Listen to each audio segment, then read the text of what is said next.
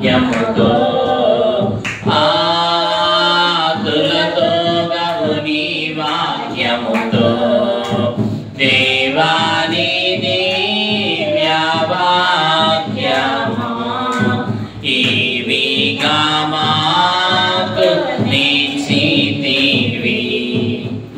సరే, మంచిదండి. ప్రత్యేకమైన సమయంలో దేవుని యొక్క పరిశుద్ధ గ్రంథముల నుంచి దేవుని వాక్యాన్ని ధ్యానించుకుందాం. పరిశుద్ధుడైన మోషే గారు రాసిన ఆదికాండ గ్రంథము 24వ అధ్యాయము 16వ వచనాన్ని చదువుకుందాం.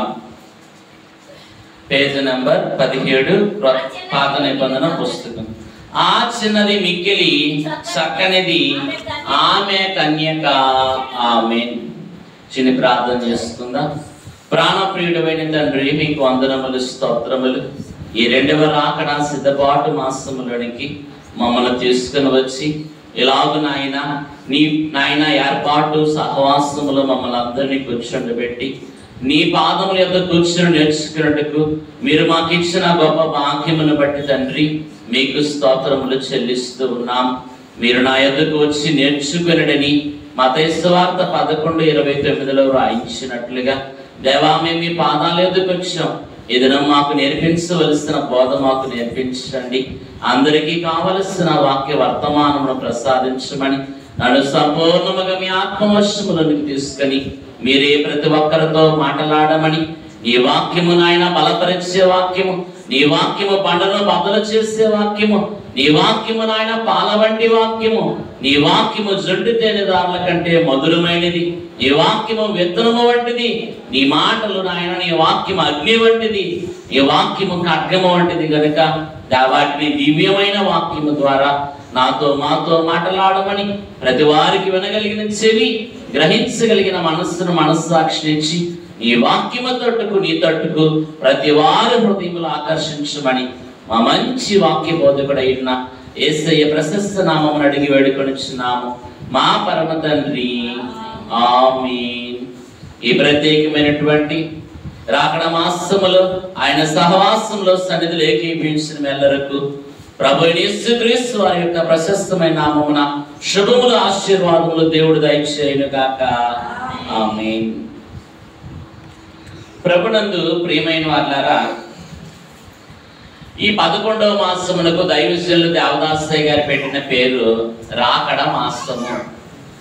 యేసు ప్రభువారు నీ కొరకు నా కొరకు ఈ భూలోకములో నరుడుగా నరావతారిగా వచ్చిన కార్యాన్ని బట్టి మనము క్రిస్మస్ పండుగ చేసుకుంటాం.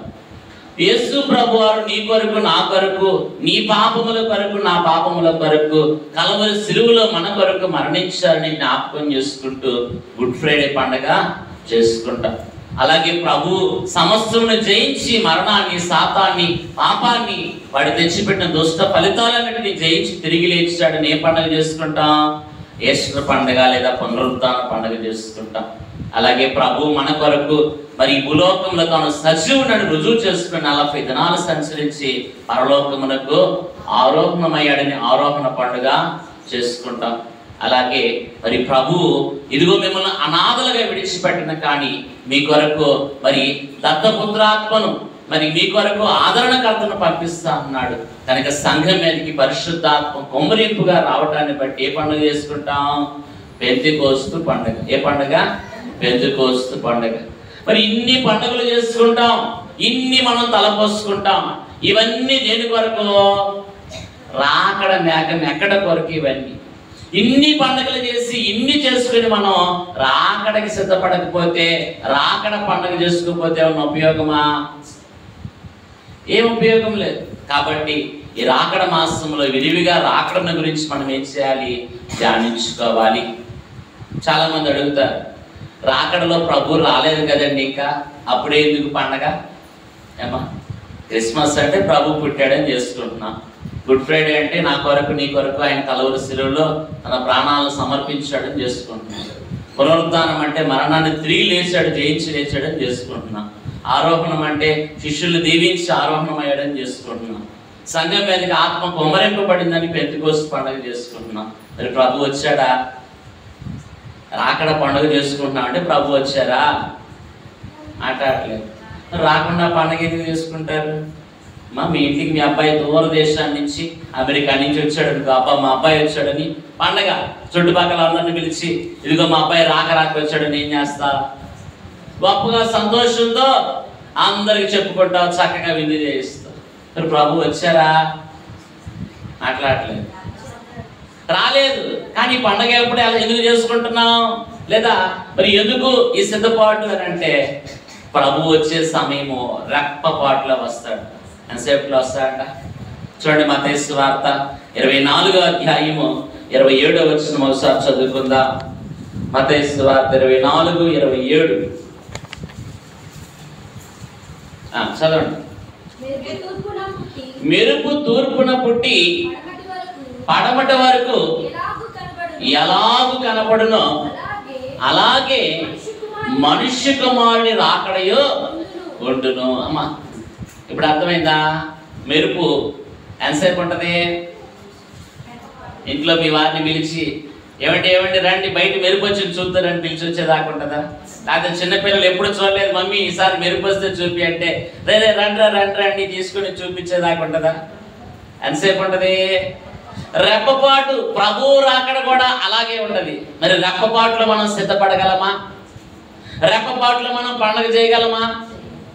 చేయలేము. కనుకనే ముందుగానే సిద్ధపడి మనం ఏం చేస్తున్నాం? పండుగ చేసుకున్నా ఈ సిద్ధపాటు కొడుకులేని దేని కొరకు? రాకడ మేఘము ఎక్కడం కొరకు. అప్పుడు సమయం ఉండదు.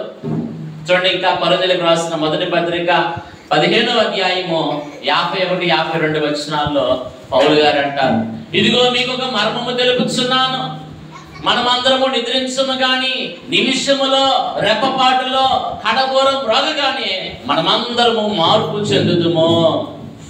మా కడబోరం రోగగానే రెప్పపాట్లు ఏమైపోతామంట? మార్పు చెందుతాం. కాబట్టి రెప్పపాట్లు మనం సిద్ధపడలేము. రెప్పపాట్లు మనము తయారు కాలేము. కనుకని ఈ సిద్ధపాటు. అందుకని ఈ 11వ మాసం అంతా కూడా రాకడ గురించి ఎక్కువగా మనం ఏం చేయాలి? ధ్యానించాలి, తలపోసుకోవాలి. దైవజనులు అన్నారు, మరి రాకడ ప్రార్థన స్థుతిలో మనం చెప్పుకుంటాం ప్రతిదినము రాకడ ప్రార్థన, రాకడ వాక్యము, రాకడ తలంపు కలిగి ఉండకపోయినా రాకడలో ఎత్తబడలేము. కనుక నిత్యమును రాకడ తలంపు, రాకడ ధ్యానము చేసుకుంటేనే మనం ఏమవుతాం? రాకడకి ఎత్తబడగలుగుతాం. కాబట్టి దేవదాసు గారు అన్నారు, రాకడికి ఎత్తబడే వారికి ఉండవలసిన ప్రాముఖ్యమైన మొదటి లక్షణం ఏంటంటే ప్రభు తలంపు కలిగి ఉండాలంట. నిత్యం ఎవరి తలంపు కలిగి? ప్రభు తలంపు కలిగి ఉండాలి. ప్రభు తలంపు లేకపోతే ఆయన మనలో మర్చిపోయినా, మనం ఆయన మర్చిపోయినా మనకే నష్టం. ఏమ్మా, ప్రభు మనల్ని మర్చిపోవడానికి ఒక క్షణం మనం ఉండగలమా? మీరు పాడుకుంటారు, ఒక క్షణమైనా నన్ను వీడ్చి మరి నేనేమవుదునో తెలియదయ్యా అని మనం పాడుకుంటాం. మరి ప్రభు ఒక క్షణం మనం మర్చిపోతే? కాబట్టి ప్రియమైన వాళ్ళారా, మరి ప్రభువును నిత్యం జ్ఞాపకం చేసుకుంటున్నావా?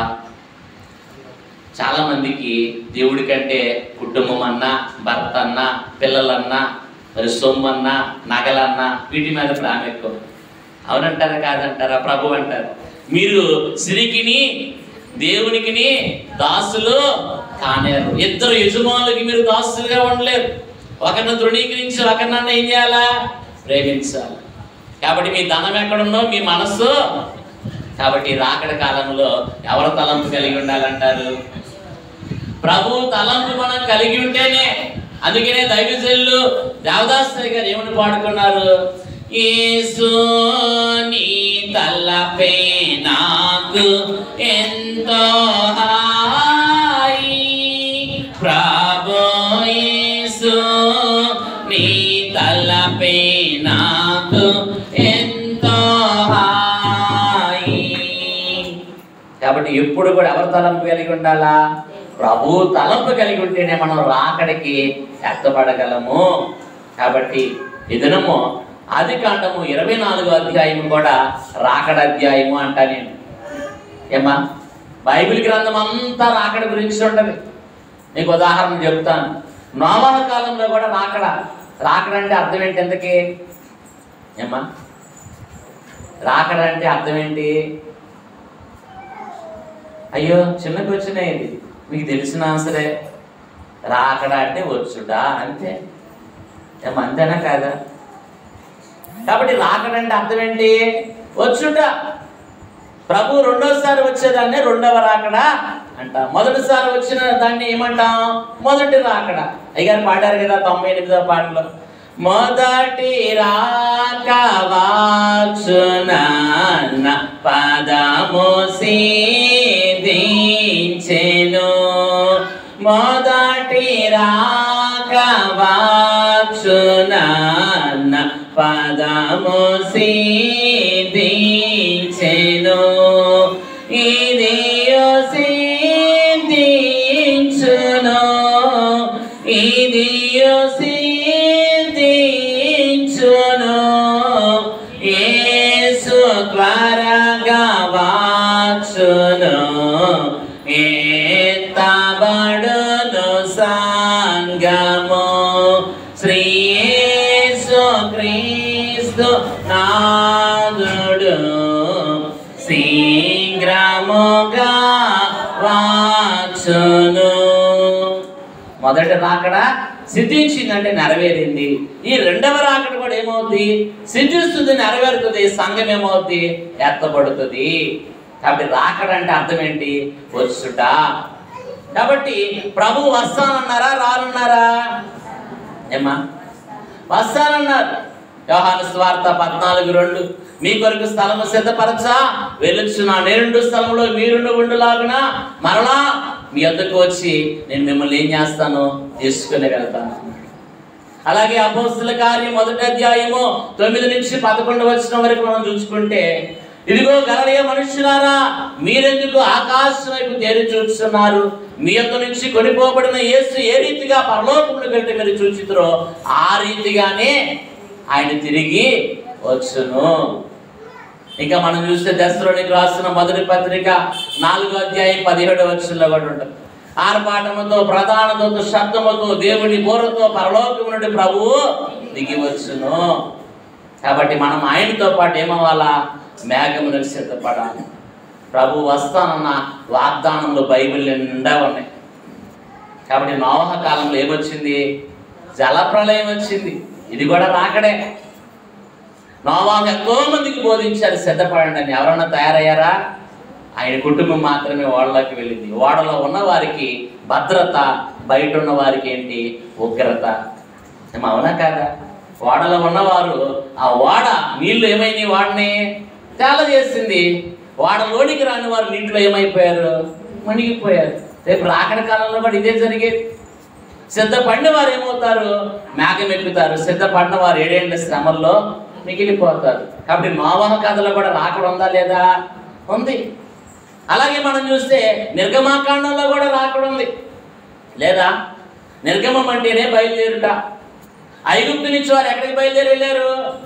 కనాను దేశము పాలు తేళ్లు ప్రవహించు దేశానికి వారు ఏమయ్యారు? వెళ్ళారు. రేపు మనం కూడా ఐగుప్తుని లోకం నుంచి ఎక్కడికి వెళ్ళాలా? పరమకాలాన్ని నూతన యెరూషలేముకి మనం ఏం చేయాలా? వెళ్ళాలి. మరి నిర్గమకాండంలో రాకడ ఉందా లేదా? చెప్పాలి. లేవీకాండము అనగా బలులు, ఆరాధన మరి లేవీకాండంలో ఉంటాయి. మనందరి కొరకు బలిగా అర్పించబడిన వారు ఎవరు? యేసు ప్రభువారు. ఆయన బలి కార్యాన్ని విశ్వసిస్తేనే మనం ఏమవుతాం? మేఘములకు తయారు కాగలుగుతాం. కాబట్టి లేవీకాండంలో కూడా ఏముంది? రాకడ. ఏమి లేదమ్మా, బలి అర్పించడం అంటే తప్పు చేశారు. ఆ బలిపశువు మీద నీ చేయి ఉంచినప్పుడు మరి ఈ తప్పులన్నీ ఆ బలిపశువు మీద మోపబడ్డాయి. నీ కొరకు ఆ బలిపశువును వధించారు. అప్పుడు నీ పాపాలన్నీ ఏమైనాయి? క్షమించబడ్డాయి. ఇప్పుడు మనందరి పాపాలు ఎవరి మీద మోపబడ్డాయి? కల్వరి గొర్రెపిల్లైన యేసు ప్రభు వారి మీద మోపబడ్డాయి. కాబట్టి ఆయన మనలందరినీ కూడా తన రక్తము ద్వారా ఏం చేశారు? విమోచించారు, కొనుక్కున్నారు. కాబట్టి పరిశుద్ధులు ఎక్కడికి వెళ్తారు? పరలోకం చేరుతారు. కాబట్టి విశుద్ధమైనది ఏది అక్కడికి వెళ్ళదు, కానీ పరిశుద్ధమైనదే ఆ స్థలానికి చేరుతుంది. కాబట్టి ఇంకా సంఖ్యాకాండంలో ఏముంది? రాకడ ఉంది. సంఖ్యాకాండం అంటేనే, సంఖ్య అంటే ఏంటి? లెక్క. దేవుడికి ఏం కావాలంట? లెక్క కావాలి. లెక్క వలన దేవుడికి మహిమ తెలుస్తున్నా అన్నారు అయ్యగారు. అన్నారు లేదు 46వ పాటలో. లెక్క వలన ఏంటంట దేవుడికి మహిమ. మనం అనుకోవచ్చు ఆ లెక్క ఎందుకులే అని. ప్రతిదీ లెక్క అవసరమే. అమ్మా కూలికి వెళ్ళావు, డబ్బులు ఇచ్చానుకో, లెక్కేసుకుంటావా లేదా ఎంతకంతనండి ఇచ్చావు అని చెప్పి తీసుకొచ్చుకుంటావా? మాట్లాడాలి. లెక్కేసుకుంటావు. ఒకరోజు కూలికే లెక్కేసుకుంటే ప్రభు మరి మనల్ని లెక్కేసుకోరా? తన వారెవరినో లెక్కేసుకోరా? కాబట్టి చూడండి, ప్రకటన గ్రంథం 11వ అధ్యాయం మరి ప్రారంభ వచనంలో ఉంటుంది. ఆలయంలో పూజించవచ్చు వారిని ఏం చేయమన్నారు? ఆ దూత చేతిలో కొలకర్ర ఉన్నట్ట. చదువమ్మా.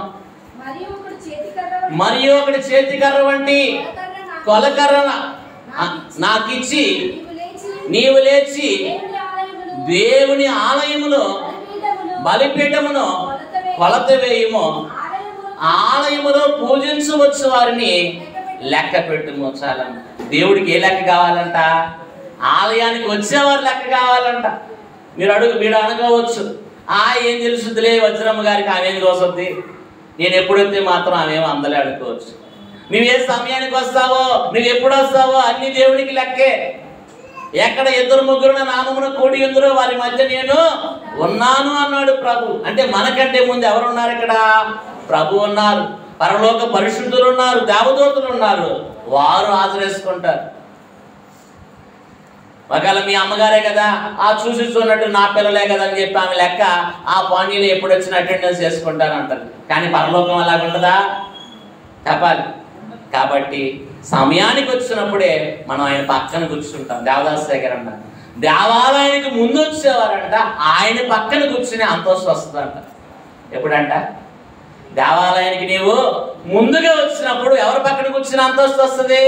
ప్రభు పక్కన కూర్చుని అంతస్తే పెండ్లి కుమార్తె అంతస్తు. వారే జయించువారు, వారే సింహాసన అంతస్తు కలిగిన వారు. ప్రకటన గ్రంథం 3వ అధ్యాయం 21వ వచనంలో ఉంటుంది.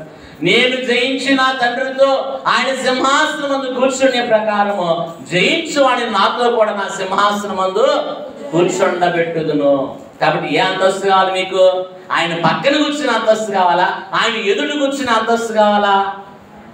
మాట్లాడట్లేదు. పక్కన కూర్చోవాలంటే ఎప్పుడు రావాలి? దేవాలయానికి ప్రారంభ ప్రార్థన కల్లా ఉండాలి. సంపూర్ణ ఆశీర్వాదం కావాలంటే ప్రారంభం నుంచి ఉండాలి. నువ్వు పనికి వెళ్తావు, ఎప్పుడో మధ్యాహ్నానికి వెళ్తే ఏమంటాడు ఆయన? ఒకసారి చూస్తే పార్లేలే అంటాడు. రెండోసారి కూడా వచ్చావు అనుకో, అమ్మ నువ్వు మధ్యాహ్నమే వస్తున్నావు కాబట్టి నీకు సగం కూలే ఇస్తా, నీకు ఇష్టమైతే లేకపోతే అంటాడు. మనం నొచ్చుకుంటాం. అవునా? మరి ప్రభు అంటే మనం ఏమైపోతాం? కాబట్టి సమయానికి వస్తే ఎవరి పక్కన కూర్చుంటాం? ప్రభు పక్కన కూర్చునే అంతస్తు. ఈ లోక సంబంధమైన పనులకి టయానికి వెళ్తాం. టయానికి వెళ్ళకపోతే జాతి ఏమవ్వాలా? మాటలు పడాలా, జీతం కూడా సరిగా ఇవ్వరు. భయం ఉంది. కానీ ఆలయానికి వచ్చేటప్పుడు భయం ఉందా? కాబట్టి ప్రసంగి 5:1 ఏముంది? నీవు మందిరమునికి వెళ్ళినప్పుడు నీ ప్రవర్తన యావత్తు జాగ్రత్తగా చూసుకో, దేవుని భయం కలిగి రావాలా. ఎవరు భయం ఉండాలంట? దేవుని భయము. కాబట్టి ప్రియమైన వాళ్ళారా, యోబు గ్రంథం 1వ అధ్యాయం 1వ వచనంలో ఉంటుంది. ఊజు దేశమందు యోబు అనొక భక్తిపరుడుండిను, అతడు దేవుని యందు భయభక్తులు కలిగిన వాడు, చెడుతనమును విసర్జించిన వాడు. ఉందా లేదా? కాబట్టి భయము భక్తి ఈ రెండు ఉంటేనే మ్యాగం ఎక్కుతాం. ఒక భయమే సరిపోదు, ఏం కూడా కావాలా? భక్తి కూడా కావాలా. ఎవడు నా నామాన్ని బట్టి వణుకుచుంటాడో భయముతో వాని నేను ఏం చేశానో దృష్టించుచున్నాను అని ప్రభు అంటున్నాడు. కాబట్టి ప్రియమైన వారారా, ఇలా చెప్పుకుంటూ పోతే బైబిల్ అంతా రాకడే ఉంది. దావదాస్ గారు అన్నారు, క్రొత్త నిబంధనలో మత్తయి సువార్త నుంచి ప్రకటన గ్రంథం వరకు 370 సార్లు రాకడ గురించి ఉందంట. ఎన్నిసార్లు అమ్మా? 370 సార్లు ఉంది. సంవత్సరానికి ఎన్ని రోజులు అమ్మా? 365 రోజులు. అంటే సంవత్సరం పొడుగునా ధ్యానించిన ఇంకా 5 రోజులు ఎక్స్ట్రానే ఉన్నాయి. అవునా? కాబట్టి రాకడ ప్రతి నిత్యము కూడా రాకడను గురించిన వాక్యాలు చదవాలి, ధ్యానించాలి. తలపోసుకున్నప్పుడే రాకడగా మనం ఏమవుతాం? సిద్ధపడగలము. కాబట్టి ఈ దినము నా యొక్క ధ్యానాంశమే పెండ్లి కుమార్తె రెబ్కా. ఏంటంట? పెండ్లి కుమార్తె రెబ్కా. మరి ఈమె గురించిన కొన్ని సంగతులు ఈ దినము ధ్యానించుకుందాం. ఆదికాండం 24వ అధ్యాయం అంతా కూడా మనం చూసినట్లయితే అబ్రహాము కనపడతాడు. అబ్రహాము తండ్రి అయిన దేవునికి సాదృశ్యంగా ఉన్నాడు. ఇస్సాకు యేసు ప్రభు వారికి ముంగుర్తు సాదృశ్యంగా ఉన్నారు. రెబ్కా సంఘ వధువుకు సాదృశ్యముగా ఉంది. ఎలియాజరు పరిశుద్ధాత్మ తండ్రి గారికి సాదృశ్యంగా ఉన్నారు. పరిశుద్ధాత్మ సహాయం లేకపోతే ఈ భూలోకంలో మనం ఏ కార్యమో సఫలమో చేసుకోలేము. కాబట్టి మన కార్యములన్నీ సఫలం అవ్వాలంటే ఎవరు ఆధారం? పరిశుద్ధాత్ముడు. రేపు మనం మేఘం ఎక్కాలన్నా మనకి సహాయం పడేవారు ఎవరంటే పరిశుద్ధాత్మ. దైవజనులు రాశారు కదా 97వ పాటలో, నేనిక సీతాంబోగా లేనని తెలిసినది నిరుగు గానాన్ పరిశుద్ధాత్మయే నాను గానాన్ పరిశుద్ధాత్మయే నాను కడకు సీతము చేసి కొనును కడకు సీతము చేసి కొనును పరగారాను నా యేసు పరగాని రాము తండ్రి. కాబట్టి పరిశుద్ధాత్మ తండ్రి మన ఏం చేస్తాడు? రాకడికి సిద్ధం చేస్తాడు. కాబట్టి పరిశుద్ధాత్మను పొందుకోవాలి. పరిశుద్ధాత్మ లేకపోతే మనం ఎగిరి వెళ్ళి అంతస్తులోకి రాలి. రెప్ప పాటును మనం మార్పు పొందాలంటే ఎవరో మనలో ఉండాలా? పరిశుద్ధాత్ముడు. మనంతట మనం ఎగరలేము. మనల్ని మేఘం వరకు తీసుకువెళ్ళారు ఎవరో? పరిశుద్ధాత్మ తండ్రి. ఫిలిప్పీ పత్రిక 3:21 ఉంటది, ప్రభు మన దీన శరీరమును మహిమగల శరీరమునకు సమరూపము గల దానిగా మార్చుకొని తీసుకెళ్తాడంట. ఎలా తీసుకెళ్తాడంటమ్మా? మన శరీరము, మట్టి శరీరాన్ని ఏ శరీరంగా మారుస్తారు? మహిమ శరీరంగా మార్చి రెప్పపాట్లు ఏం చేస్తారు? మేఘములకు సిద్ధపరుస్తారు. కాబట్టి ఈ మట్టి శరీరంతో మనం ఏం చేయలేము? ఎగరలేము. ఎగిరితే కాలు చేతులు ఇరుగుతాయి. మనందరూ మనం ఎగరలేము. ఎవరు ఎగిరిస్తారు? ఫిలిప్పుని తీసుకెళ్ళాడా లేదా పరిశుద్ధాత్మ తండ్రి? రెప్పపాటుని తీసుకొని వెళ్ళి నపుంసకుడు ఉన్న రథం దగ్గర నిలవబెట్టాడు. ఆ నపుంసకుడు యెషయా గ్రంథం చదువుతున్నాడు. అతనికి ఏమీ బోధపడట్లేదు. అప్పుడు ఈ ఫిలిప్పు అడుగుతున్నాడు, నీవు చదువుతున్నది నీకు బోధపడుతుందా అంటే, ఎవడైనా నాకు బోధించకపోతే నేను ఎలా గ్రహించగలను అన్నప్పుడు అప్పుడు రథం ఎక్కన్నాడు. ఎక్కితే ఫిలిప్పు యేసు క్రీస్తు అని గురించిన విషయం అంతా అందులో రాయబడిన సంగతులన్నీ చెప్పగానే ఆ నపుంసకుడు మార్పు పొందాడు. ఇదిగో నీళ్లు, నాకు ఆటంకం ఏంటి? బాప్తిస్మం ఇవ్వు అన్నారు. ఫిలిప్పు బాప్తిస్మం ఇచ్చాడు ఆ నపుంసకుడికి. ఇక ఫిలిప్పు అక్కడి నుంచి ఏమైపోయాడు? వెళ్ళిపోయాడు. ఉందా లేదా? ఏలియా యెహెజ్కేలు ఫిలిప్పు ఎగిరి ప్రయాణము చేసిన రీతిగా ఏలియా యెహెజ్కేలు ఫిలిప్పు ఎగిరి ప్రయాణము చేసిన రీతిగా గాలిలో ఆత్మ నిన్ను కూడా గాలిలో ఆత్మ నిన్ను కూడా గ్రాకుల కొని పోవుట కష్టం గ్రాకుల కొని పోవుట కష్టం మనోవిచారము కూడదు నీకు మహిమ తలంపులే కావలెను. ఏలియా గారిని అగ్ని రథాల చేత మేఘమండలకు ఏమైపోయాడు? కొనిపోబడ్డాడు. యెహెజ్కేలు రెప్పపాటున ఆయన్ని కూడా దేవుడు ఎక్కడ కావాలంటే అక్కడ తీసుకెళ్ళాడు పరిశుద్ధాత్మ. ఫిలిప్పును కూడా అలా నిన్ను కూడా ఏం చేస్తా అంటే రేపు మేఘంలోని గ్రొక్కున కొనిపోబడతాం. కాబట్టి రాకడికి మనం ఏమవ్వాలా? సిద్ధపడాలి. తయారైతే పెండ్లి కుమార్తెని ఎవరన్నా తయారు చేస్తారా? ఆమంతటా ఆమె తయారవుద్దా? ఏమా మీరు ఎన్నో పెళ్ళిళ్ళకి వెళ్ళారు కదా, మీకు అర్థం అవ్వాలని చెప్తున్నా. అసలు పెండ్లి కుమార్తె తనంతట తయారయ్యి వచ్చేస్తా బయటికి. ఎవరన్నా తయారు చేస్తారా? మాట్లాడాలి. తయారు చేయాల్సిందే, అవునా?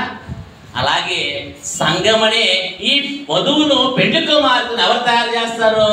పరిశుద్ధాత్మ తండ్రి తయారు చేసి రేపు మేఘములోనికి ప్రభు దగ్గరికి తీసుకెళ్తాడు. అర్థమైందా? పెండ్లి కుమారుడు ఎక్కడున్నాడు? అంతఃపురంలో ఉన్నాడు. పెండ్లి కుమార్తె గదిలో తయారయ్యి ఎక్కడికి వెళ్ళిపోద్ది? అంతఃపురం అనే నూతన యెరూషలేముకి దేవుడు తీసుకెళ్తాడు. అక్కడ వరకు తీసుకెళ్లే పని ఎవరిదంటే పరిశుద్ధ ఆత్మ తండ్రిది. ఆయనే ఎలియాజరుకు సాదృశ్యంగా ఉన్నారు. కాబట్టి దినము రెబ్కాలో గల 7 లక్షణాలను ధ్యానించుకుందాం. మొదటి లక్షణము, ఈమె చిన్నది. ఆదికాండం 24:16. ఈమె ఎవరంట? చిన్నది అనగా అంటే చిన్నదంటే మన భాషలో చెప్పుకోవాలంటే చిన్నదంటే మరి చిన్నగా ఉందనుకుంటాం మేము. చిన్నది అంటే ఆత్మీయ అర్థము కపటము లేనిది. ఎటువంటిదంట? కపటము లేని స్త్రీ. చూడండి, నేటి దినాల్లో చాలా మంది లోపల ఒకటి మనసులో ఒకటి బయటకు ఒకటి మాట్లాడతారు. జనాల ముందు ఒకటి, వాళ్ళు అట్లా వెళ్ళాక ఇంకొకటి. దీన్ని ఏమంటాం? కపటమైన మనస్సు అన్నమాట. కాబట్టి రెబ్కాలో అటువంటి మనస్సు లేదు. రెబ్కా అంటే ఎవరికి సాదృశ్యం అని చెప్పా? సంఘమునకు సాదృశ్యం. రెబ్కా చిన్నది, ఏ కపటము ఎరుగని స్త్రీ. కాబట్టి సంఘం కూడా ఎలాగ ఉండాలి? ఎటువంటి కపటము కలబుల్లి మాటలు పనికిరావు సంఘానికి. సంఘం ఎవరిది? యేసు ప్రభుది సంఘం. అపోస్తల కార్యం 20:28. ప్రభువు తన స్వరక్తముతో సంపాదించిన ఈ సంఘం ఎవరిదంట? ప్రభు రక్తముతో సంపాదించుకున్నాడు ఈ సంఘం. సంఘం ఎవరి సొత్తు? దేవుని సొత్తు. కాబట్టి ఈ సంఘములు ఏముండకూడదు? కపటమైన స్థితి ఉండదు. అందుకని ఆరాధన మనం చెప్పుకుంటాం, ఆత్మలో కపటము లేనివాడు.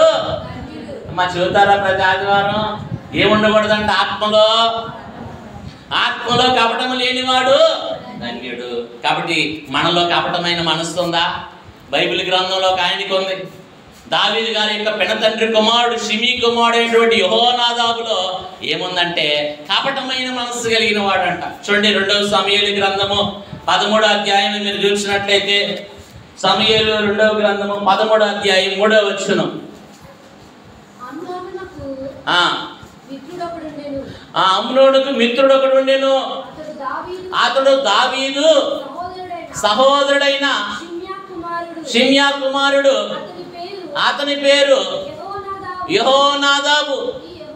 ఈ యెహోనాదాబు బహు కపటము గల వాడు. అమ్మ చూడండి, దేవుడు ఎలా రాయించాడు. ఎవరంటే అమ్నోను మరి స్నేహితుడు, కపటమైన మనస్సు కలిగిన వాడు. ఏ సలహా ఇచ్చాడు అమ్నోనికి? అమ్నోను, నువ్వు చాలా చిక్కిపోతున్నావు, నువ్వు రాజకుమారుడివి, ఏంటి నువ్వు ఇలా చిక్కిపోతున్నావంటే ఆయన చెప్తున్నాడు, ఇదిగో అబ్షాలోము చెల్లెలు తామర విషయంలో నేను చిక్కిపోతున్నానంటే ఇదిగో ఆయనకు సలహా ఇచ్చాడు కపటముగా. ఏమని? నువ్వు బాగలేనట్లు ఇదిగో మంచం మీద అలా ములుగుతూ ఉండు, రాజుగారు నీ దగ్గరికి వస్తాడు నేను చూడడానికి. అప్పుడు నువ్వు రాజుగారిని అడుగు, ఇదిగో తామర చేత్తో నేను రొట్టెలు చేసుకొని తింటే నేను బాగోతాను అని అనగానే తామరను పంపిస్తారు.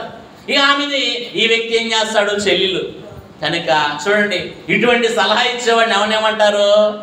దేవుడు ప్రత్యేకంగా రాయించాడు. ఏ మనస్సు అంటే ఈ వ్యక్తి కపటమైన మనస్సు కలిగిన వాడు. కాబట్టి సంఘములో మత్సైనను ముడతైనను డాగైనను అట్టిది మరి ఏది కూడా సంఘములో ఉండకూడదు. కాబట్టి ఒకటి సంఘము రెబ్కా ఎవరంటే చిన్నది, కపటము లేని స్త్రీ. కాబట్టి సంఘం కూడా ఎలా ఉండాలి? కపటము లేని స్థితిలో ఉండాలి. అప్పుడే నువ్వు రాకడికి ఏమవుతావు? ఎత్తబడతావు. వాళ్ళ మీద చాడీలు చెప్పటం, నెపాలు వేయటం, ఇది ఎవరి లక్షణం? సైతాన్ లక్షణం. నేరాలు మోపేవాడు ఎవడు? ప్రకటన గ్రంథం 12వ అధ్యాయం 9-10 వచనాలు ఉంటది.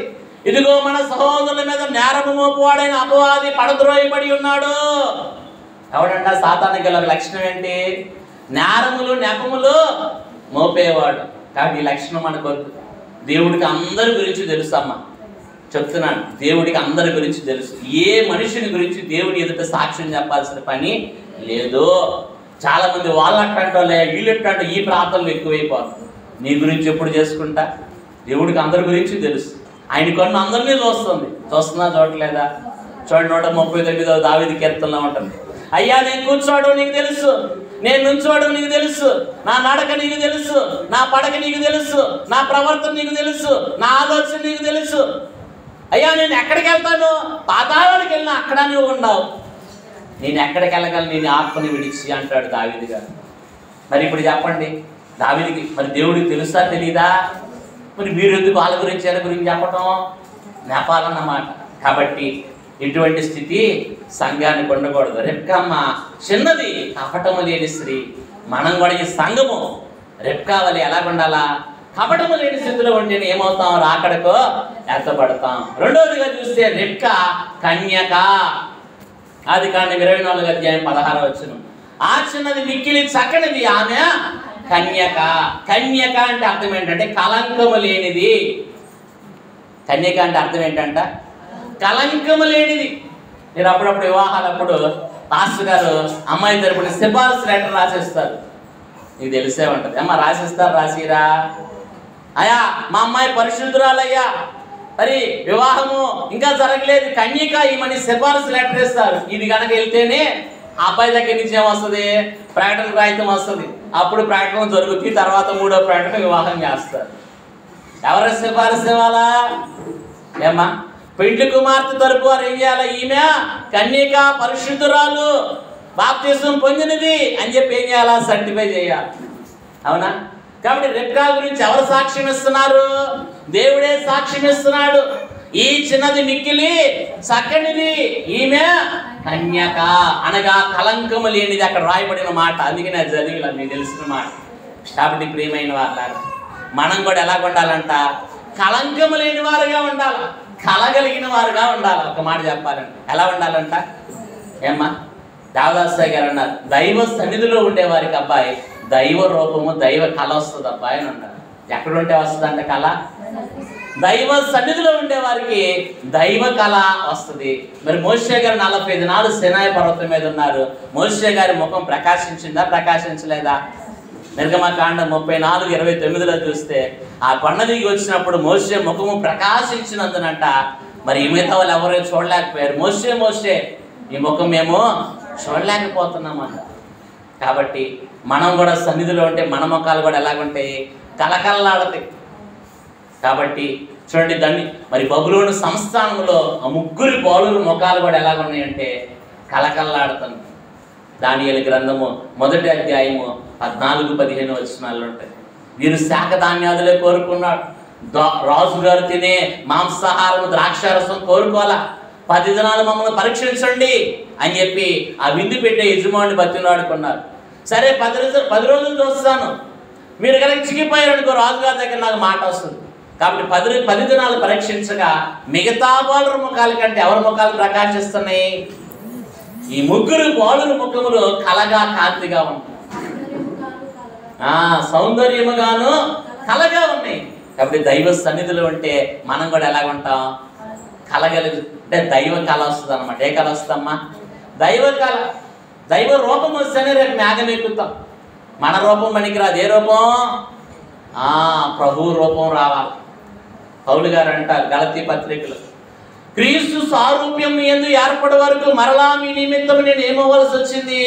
ప్రసవ వేదన పడవలసి వచ్చినది. ఎవరి రూపం కావాలంట మనకి? అమ్మా కోడి పొదగేస్తారు. ఎంతమంది కోళ్ళు ఉన్నాయి? అమ్మ నేను అడగనులే మీ కోడి ఎంతమంది కోళ్ళు ఉన్నాయి? ఎవరి చేతులు ఎత్తట? పల్లెటూరు వారని అడిగాను. 3 ఎత్తారు. అమ్మ కోడి పొదగేస్తారు లేదా మీరు? ఎన్ని రోజులు పొదగేస్తారు? 21 రోజులు. తర్వాత కోడి పిల్ల వస్తుందా, బాతు పిల్ల వస్తుందా? దానికి నుంచి కోడి పిల్లే వస్తుంది. కోడి గుడ్డు కోడి పిల్ల పెట్టింది కాబట్టి కోడి రూపమే వచ్చింది. మనం క్రీస్తు కౌగిట్లో, క్రీస్తు పొదిగిట్లో మనం ఉంటున్నాం. మనకి ఏ రూపం వస్తుంది? అమ్మా ఎవరి రూపం రావాలి? దేవుడి రూపంలోనికి మనము మార్చబడాలి. కాబట్టి రెబ్కా కన్యక ఈమె ఎటువంటిదంటే కళ కలిగినది. కాబట్టి పవిత్రురాలైన కన్యక. కొరింథీయులకు రాసిన 2వ పత్రిక మరి 11వ అధ్యాయం 2వ వచనంలో మనం చూసినట్లయితే ఒక చక్కని మాట ఉందో చదువుకుందాం. కొరింథీయులకు రాసిన 2వ పత్రిక 11:2 దేవాశక్తితో మీ ఎడల ఆసక్తి కలిగి ఉన్నాను, ఎందుకనగా పవిత్రురాలైన కన్యకగాను ఒక్కడే పురుషునికి అనగా క్రీస్తుకు సమర్పింపవలని మిమ్మును ప్రదానము చేస్తుంది. చాలమ్మ, మనమందరము కూడా బాప్తిస్మం అనే ముద్ర ద్వారా క్రీస్తుకు ఏమై ఉన్నామో ప్రదానము చేయబడిన వారు. చెప్పాలి ఎవరమంట? మనందరని బాప్తిస్మం అనే ముద్ర ద్వారా యేసయ్యకి ఏం చేసాం? ప్రదానము చేయబడిన కన్యకలము. ఎవరమంట? ప్రధానము. ప్రధానమైన తర్వాత ఏమవుద్దమ్మా? మీకు తెలుసు, చాలా మంది స్త్రీలు ఉన్నారు, ముందు ఏం చేస్తారు? ప్రధానం. తర్వాత ఏముంటది? ఇప్పుడు ప్రధానమైంది, రేపు ఏం జరుగుతుంది? మధ్యాకాశంలో వివాహము. కాబట్టి పవిత్రురాలైన కన్యక ఒక్కడే పురుషునికి ఏమయ్యారు? ప్రదానము చేయబడ్డారు. కాబట్టి ప్రియమైన వాళ్ళారు, అటువంటి కన్యక వలె కలంకం లేని స్థితి మనం కలిగి ఉండాలి. భక్తులు వాడుకున్నారు, విజయా గీతం పాడుడి దేవుని బైబిల్ మిషనునకు, విజయా గీతం పాడుడి దేవుని బైబిల్ మిషనునకు. 86 ఏళ్ల నుండి యౌవన దశలోనున్నది, 86 ఏళ్ల నుండి యౌవన దశలోనున్నది, విజయా గీతం పాడుడి దేవుని బైబిల్ మిషనునకు. కాబట్టి 86 సంవత్సరాలు ఎదుగుతున్న కన్యక ఎవరమ్మా? నేను అనాలా? ఏమనాలా? రాలా ఈ మాట, చెప్తారేమో అనుకున్నా. మా పెండ్లి కుమార్తె ఎవరంటే నేను అనాలా. కాబట్టి ఈ అనుభవంలోకి మనం రావాలి. 86 సంవత్సరాల నుంచి బైబిల్ మిషన్ పుట్టి ఎన్ని సంవత్సరాలు? 86 సంవత్సరాల నుంచి ఎదుగుతున్న కన్యక ఎవరో? Bible mission. నేనే అని చెప్పగలగాలి. రెబ్కా ఏమంది? నేనే రెడీ అంది. అలాగూ మనం చెప్పగలగాలి. కాబట్టి ఒకటి రెబ్కా చిన్నది అనగా కపటము లేనిది, రెండవది కన్యక అనగా కలంకము లేనిది. సంఘం కూడా కపటము లేని వారుగా ఉండాలి. రెండవది ఎలా ఉండాలా? కలంకము లేక కలగలిగిన వారంగా ఉండాలి. మూడవదిగా మనం చూస్తే రెబ్కా సన్నిధి శక్తి కలిగిన స్త్రీ. ఎవరంటే ఈమె సన్నిధి శక్తి కలిగిన స్త్రీ. ఎందుకు ఈ మాట చెప్తున్నానంటే చూడండి, మనం చూసినట్లయితే మరి ఆదికాండ గ్రంథం 24వ అధ్యాయంలోనే ఎలియాజరు చేసిన ప్రార్థన ఈమె గ్రహించింది. అమ్మ, ఎలియాజరు మనసులో చేశాడా బయటికి చేశాడా? చెప్పాలి. మనసులోనే చేశాడు ఎలియాజరు. చూడండి, ఆదికాండం 24వ అధ్యాయం మీరు చూసినట్లయితే, ఆదికాండము 24వ అధ్యాయము 10-11 వచనాలు. అతడు తన యజమాని ఒంటెలలో 10 ఒంటెలను తన యజమాని ఆస్తిలో శ్రేష్టమైన నానా విధములకు వస్తువులను తీసుకుని పోయిను. అతడు లేచి అరమ్నహారాయిములోనున్న నాహోరు పట్టణము చేరి సాయంకాలమును స్త్రీలు నీళ్లు చేదుకొనవచ్చు వేళకు ఆ ఊరి బయటనున్న నీలబావి యొద్ద తన ఒంటెలను మోకరింపజేసి ఇట్లనెను, నా యజమానుడు అబ్రహాము దేవుడైన యెహోవా, నేను వచ్చిన కార్యమును త్వరలో సఫలము చేసి నా యజమానుడు అబ్రహాము మీద అనుగ్రహము చూపుము, చిత్తగించుము. నేను ఈ నీళ్లు ఓట యొద్ద నిలుచుచున్నాను. ఈ ఊరి వారి పిల్లలు నీళ్లు చేదుకున్నట్టుకు వచ్చుచున్నారు. కాబట్టి నేను త్రాగునట్లు నీవు దయచేసి నీ కడవను వచ్చుమని నేను చెప్పగా, నీవు త్రాగుము, నీ ఒంటెలకు నీళ్లు పెట్టెదనని ఏ చిన్నది చెప్పునో ఆమెయే నీ సేవకుడైన ఇస్సాకు కొరకు నీవు నియమించినదై ఉండుగాక అని ఏం చేశాడు? ప్రార్థన చేస్తాడు. ఈయన మనసులో ప్రార్థన చేసుకొని ఆమెను అనగానే ఎవరు వచ్చారు? రెబ్కమ్మ వచ్చి, అయ్యా నీళ్లు తాగని చెప్పి నీళ్లు పోసింది.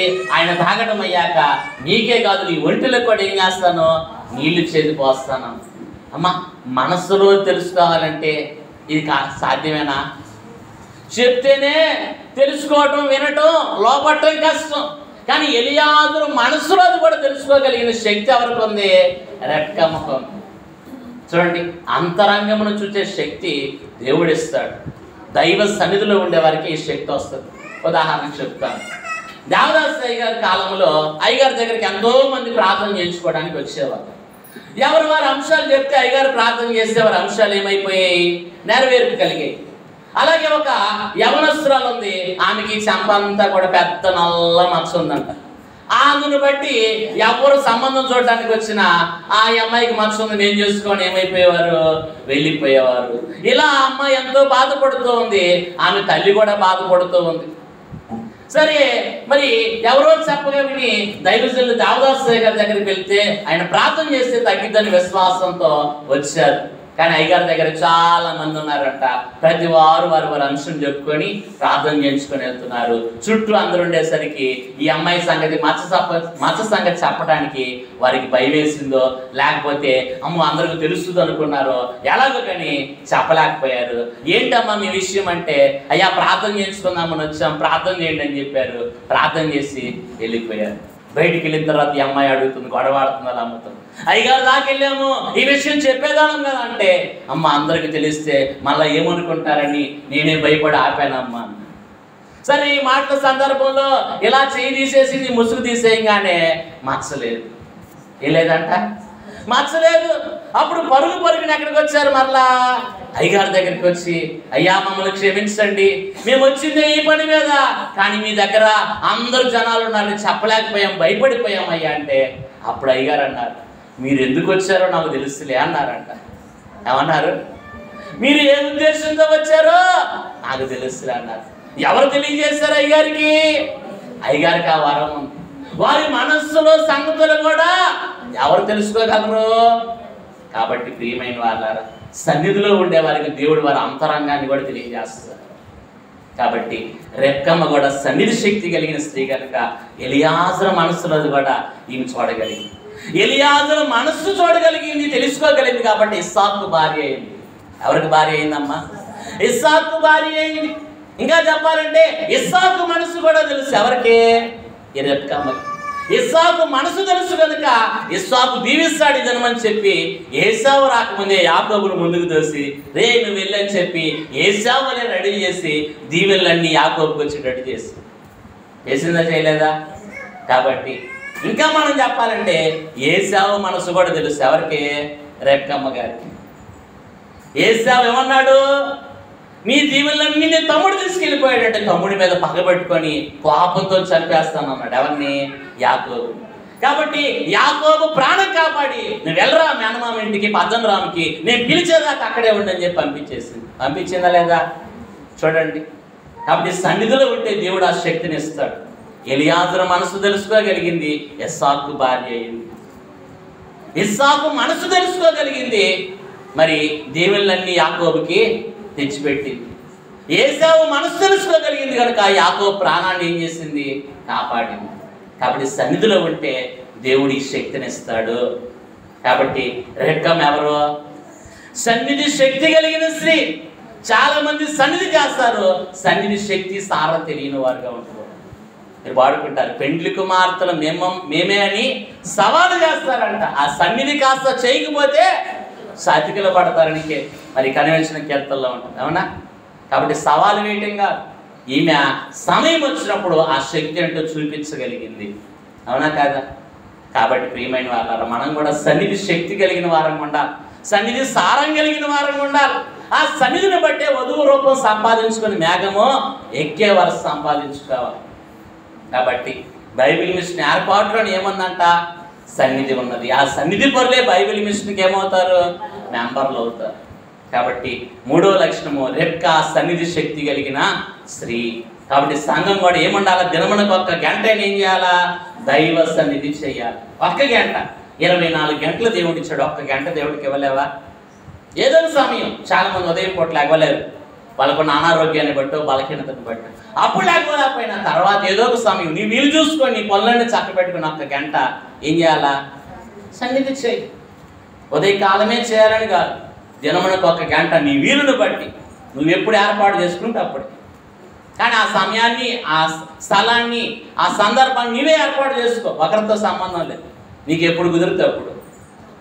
కాదు పొద్దున్నే 4 అన్నారు, 4 గంటకి నీకు బలహీనతను బట్టి నువ్వు లేకపోవచ్చు. తర్వాత అయినా ఏం చేయాలా? చేసుకోవాలి. చేయాలి. దైవ సన్నిధి చేయాలి. సన్నిధి చేసే సమస్తమైన కీడులు దొరుకుతాయి, మరి మేళ్ళన్నీ కూడా నీకు వస్తాయి. కాబట్టి రెక్క ఎవరో? సన్నిధి శక్తి కలిగిన స్త్రీ. 4వదిగా మనం చూస్తే రెక్క భుజబలము కలిగిన స్త్రీ. ఎవరంటే ఈమె? భుజబలము కలిగిన స్త్రీ. ఎలియాజరుకు మాత్రమే కాదు, తన ఒంటెలన్నిటికీ కూడా ఏం చేసింది? 10 ఒంటెలు తాగేంత వరకు నీళ్ళు చేతి పోసింది. ఎంత బలం కావాలా? ఏమ్మా? స్త్రీలకు బలం కావాలా వద్దా? భుజ బలం. ఇంట్లో పని చేయాలా, పొలం పని చేయాలా, అవునా?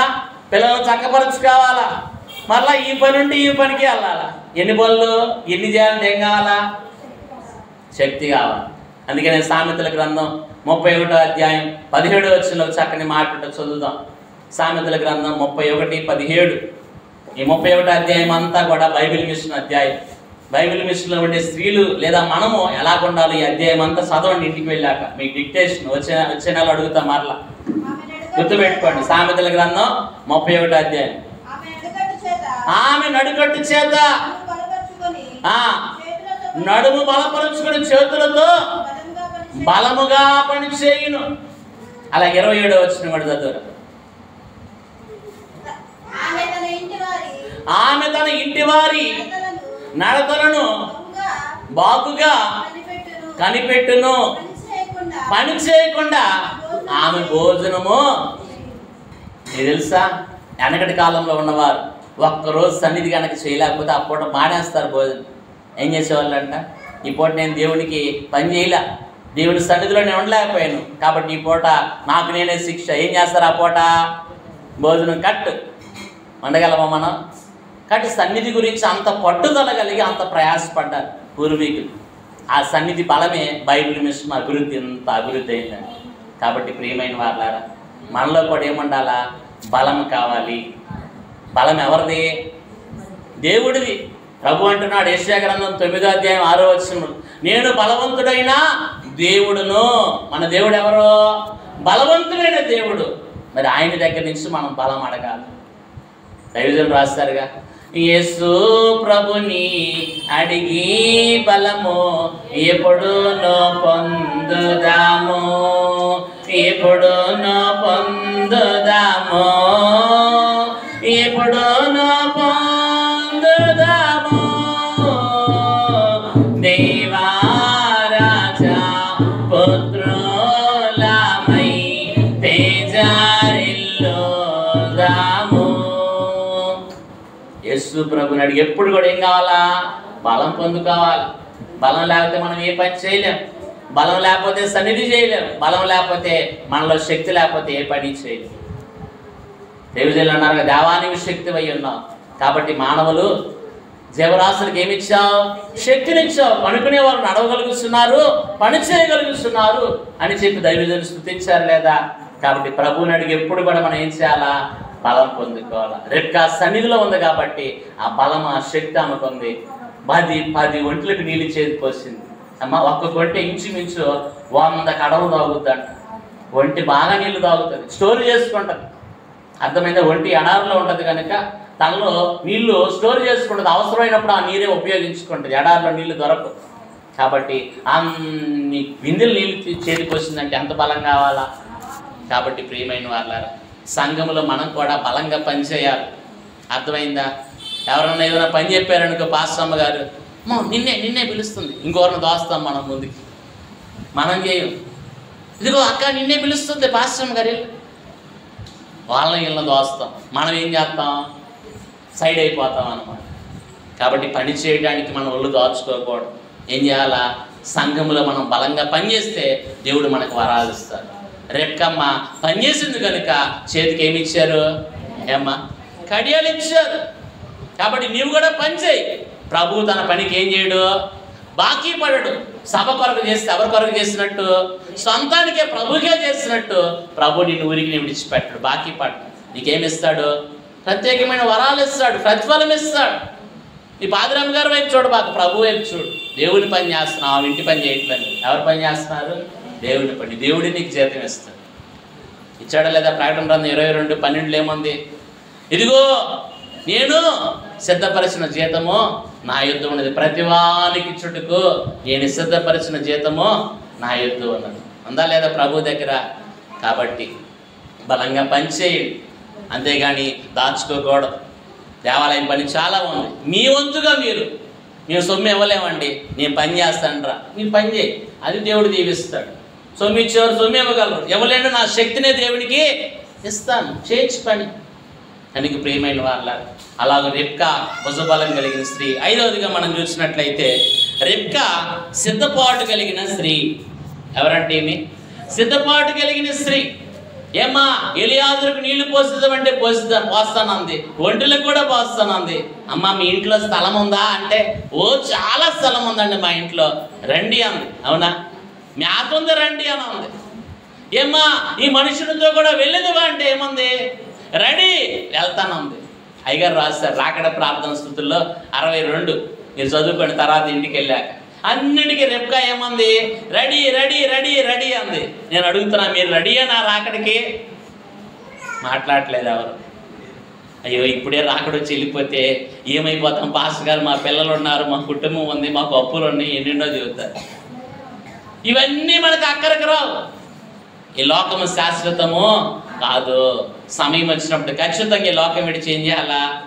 వెళ్ళిపోవాల్సిందే. లోకమును దానిలోని సమస్తమైన ఆశలు, లోకమును దానిలోని సమస్తమైన ఆశలు, నాకు వాకు యేసే చాలు, సాతానా నా వెనుకకు, నాకు వాకు యేసే చాలు, సాతానా వెనుకకు. హల్లెలూయా హల్లెలూయా హల్లెలూయా యేసుకే, హల్లెలూయా హల్లెలూయా హల్లెలూయా. కాబట్టి లోకము దాని ఆశలు గతించిపోతే ప్రభువు చిత్తం జరిగించేవాడు నిరంతరం ఏం చేస్తారు? నిలిచి ఉంటారు. కాబట్టి లోకమని పరిగెత్తవద్దు. లోకం ఎప్పుడు మనం ఏమట రాదు, ప్రభువే మనతో వచ్చేవారు. కాబట్టి నువ్వు ఎవరి సొత్తు? ప్రభు సొత్తు. కాబట్టి రాకడికి మనం ఏం చేయాలా? ఎన్ని పనులను ఒక దాని నుంచి చేసుకోవాలంట, ఇంకో దాని నుంచి రాకడికి ఏం చేయాలా? సిద్ధపడాలి. ఉందా? అయ్యగారు రాస్తారు లేదా?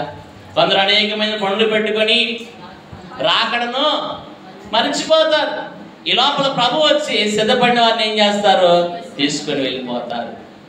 పనులని పొడిపాట్లతోనే కాలము గడిపోవారు రాకడలో ప్రభుని.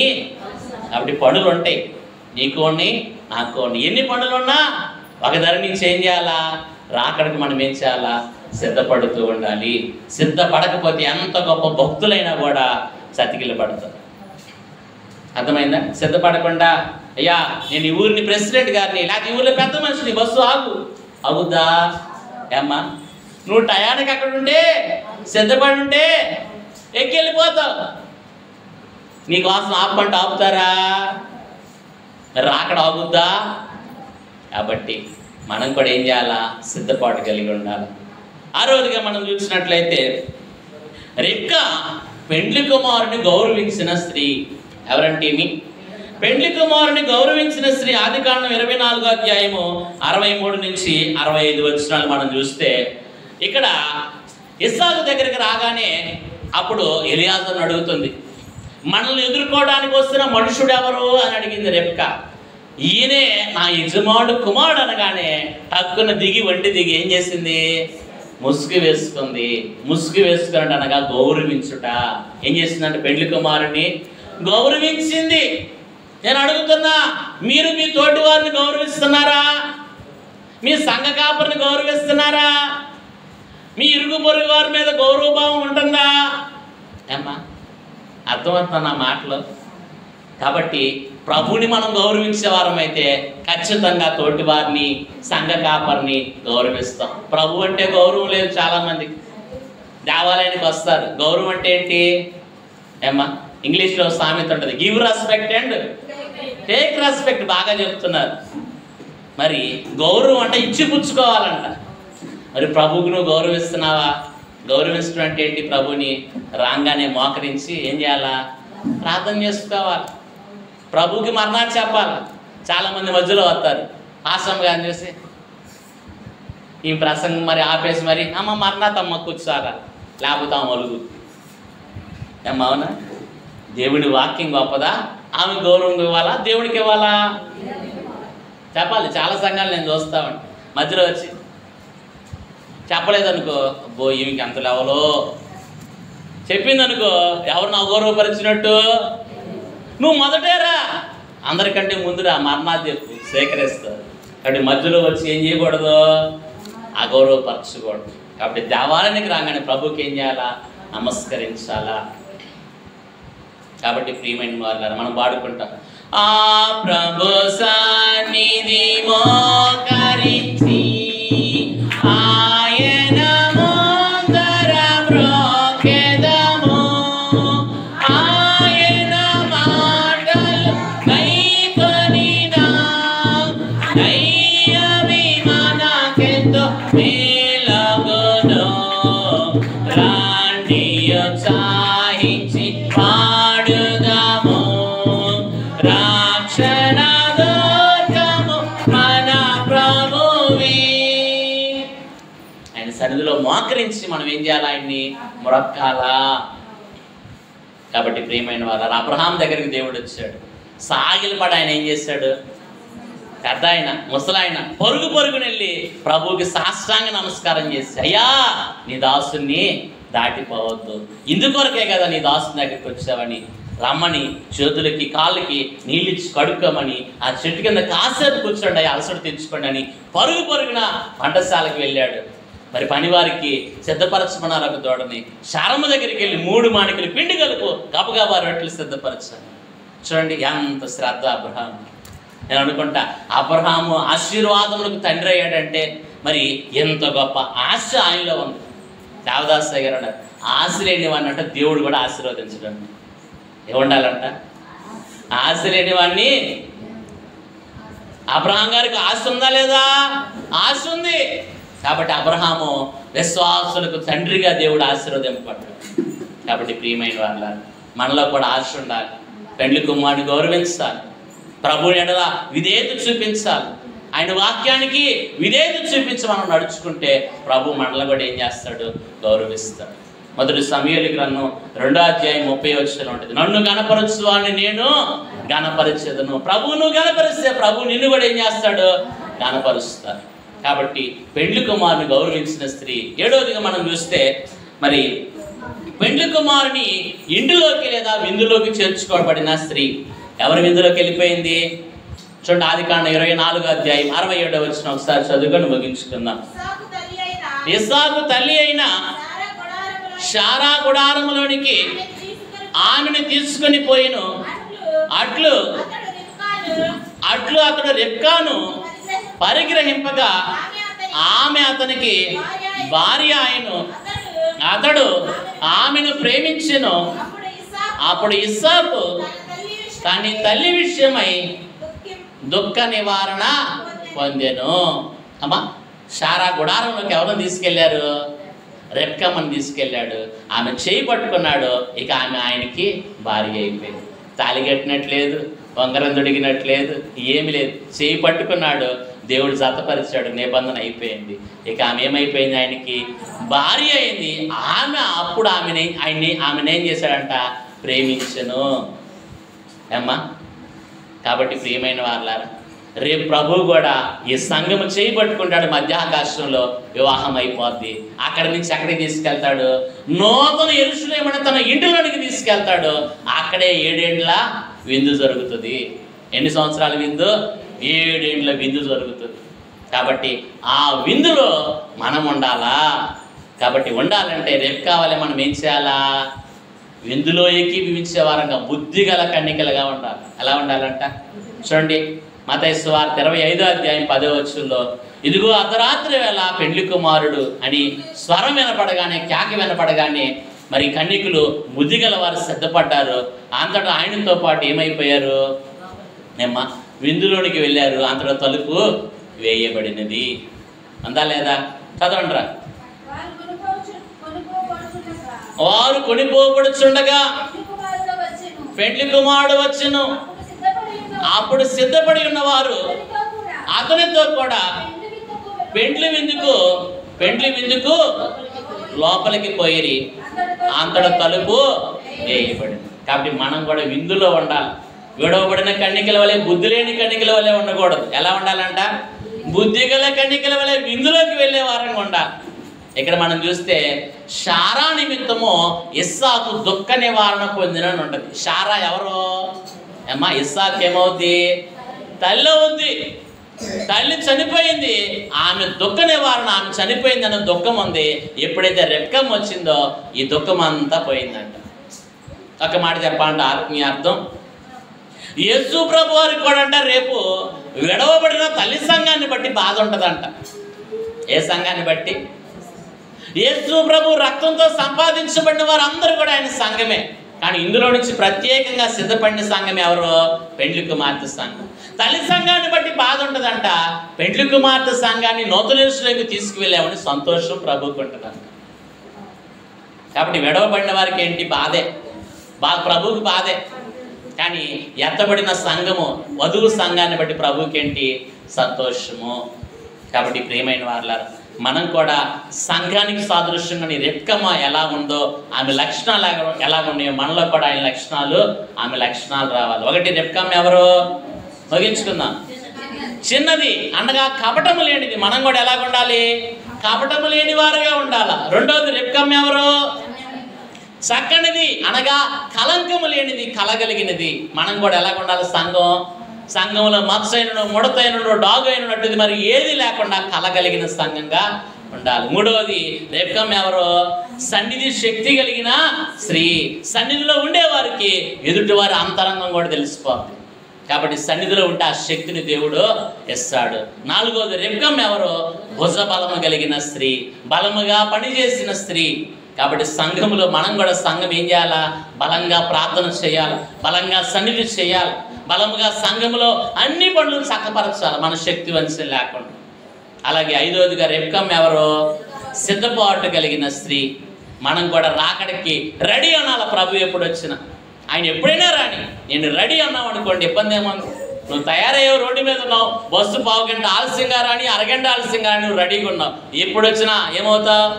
వెళ్ళిపోతావు. రెడీగా ఉన్నావు కనుక. రెడీగా లేవనుకో అంతే. కాబట్టి మనం కూడా ఏమవ్వాలి? రాకడికి రెడీ ప్రభు అనాల. ఆరోదిగా పెండ్లి కుమారుణ్ణి గౌరవించిన స్త్రీ. మనం కూడా ప్రభువుని గౌరవించాలి. ఏడవదిగా పెండ్లి కుమారుని విందులోకి చేర్చుకోబడిన స్త్రీ. కాబట్టి రేపు కూడా మనము మరి నూతన యెరూషలేములో 7 సంవత్సరాల విందు, ఆ విందులో మనము కూడా ఉండాలి. పాడతారా? విందులో నన్ను చేర్చుకొని. వచ్చా పాట? నీ వెళ్ళును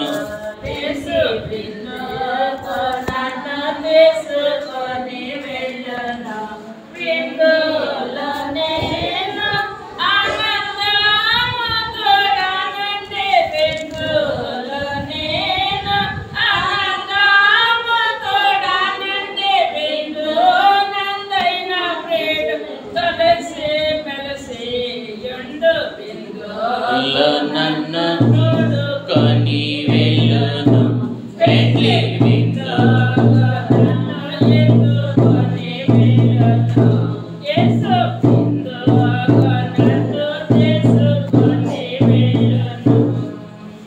కాబట్టి అలాగూ ప్రభు విందులో చేరి యుగయుగములు ఆయనతో ఉండగలిగిన గొప్ప స్థితి పరిశుద్ధాత్మ తండ్రి మనకు అనుగ్రహించును గాక. ఆమేన్. ప్రభువా మీకు వందనాలు. చెప్పండి, వాక్యం బిడ్డల హృదయాల్లో ముద్రించిన రాత్రులుగా ఫలింప చేయమని మా మంచి బోధకుడైన యేసు నామమున అడుగుచున్నాము తండ్రి. ఆమేన్.